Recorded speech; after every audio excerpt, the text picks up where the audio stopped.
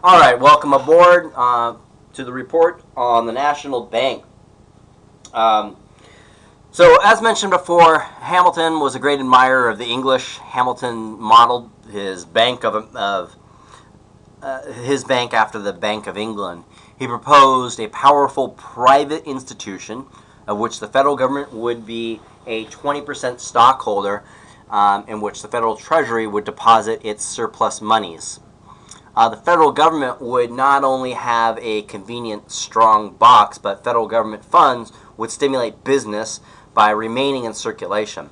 The bank would also print urgently needed paper money and thus provide a sound and stable national security, which was desperately needed because there was all sorts of competing currencies. States had the right to print their own monies in many cases.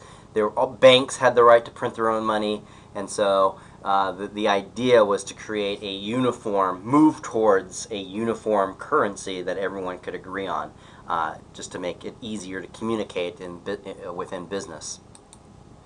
Hamilton also argued that a growing financial community required a central bank to facilitate increasingly complex commercial transactions. The Bank of the United States, as created by Congress in 1791, was chartered for 20 years. The bank would have one central branch in Philadelphia, with branch banks located in major cities throughout the country. The bank would sell 25,000 shares of stocks at $400 each, giving the bank a $10 million to start. The government would buy 20% of all stock. The remaining 80% would be sold to the general public. The stock was completely sold out in less than 4 hours. Kind of give you an idea of the popularity of this program. There were 25 men on the board of directors, of which the president appointed 5. The other 20 would be chosen by private stockholders. The bank's charter prompted a major debate on constitutional principles. In his written opinion to Washington, Jefferson argued vigorously that Congress lacked the authority to establish a national bank. His strict view of the Constitution rested on the assumption that the federal government had only the powers explicitly stated in the document. So he buys against Hamilton's loose interpretation. But again, Jefferson's going to change his tune when he becomes president. He will adopt a Hamiltonian loose interpretation of the Constitution. Hamilton obviously disagreed with Jefferson and prepared a masterful essay entitled Defense of the Constitutionality of the Bank. He assured Washington that Article 1, Section 8, Clause 18 of the Constitution, the Congress shall have power to make all laws which shall be necessary and proper for carrying into execution the foregoing powers, as discussed earlier. He basically argued that it justified in issuing charters to national banks. And that argument would win the day. It was, after all, right there in the Constitution, even though it was a loose interpretation of the Constitution. It doesn't explicitly say that they have it, but it does give Congress, Congress shall have power to make all laws which shall be necessary and proper, right? And so in that, if you need a bank, you need a bank.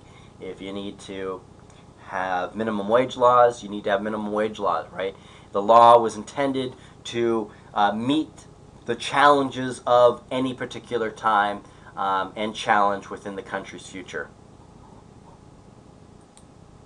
The foregoing powers upon which Hamilton placed so much weight were taxation, regulation of commerce, and making war. He boldly articulated a doctrine of implied powers, an interpretation of the Constitution that neither Madison nor Jefferson had anticipated. And again, they were vigorously against, but again, Jefferson would change his tune once he became president. So, in summary of Hamilton's programs of funding the domestic debt, assumptions in the bank encroached on the banks encroached on states' rights, creating the framework for America's two-party system. So again, the debate was between Hamilton and Jefferson and each of their supporters. And it framed the two-party system. We're going to look at that more closely in a later lecture.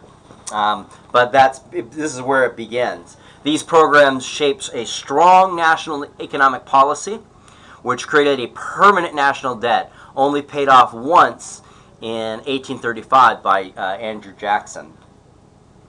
He was a skillful planner, but at heart, he was a gambler. The huge debt, which he confidently urged Congress to assume, could only be paid off in good times. Hamilton's programs bolstered faith in the government's credit and stabilized the economy and money supply by providing a sound banking program and uniform currency system, at least moving towards a uniform currency system.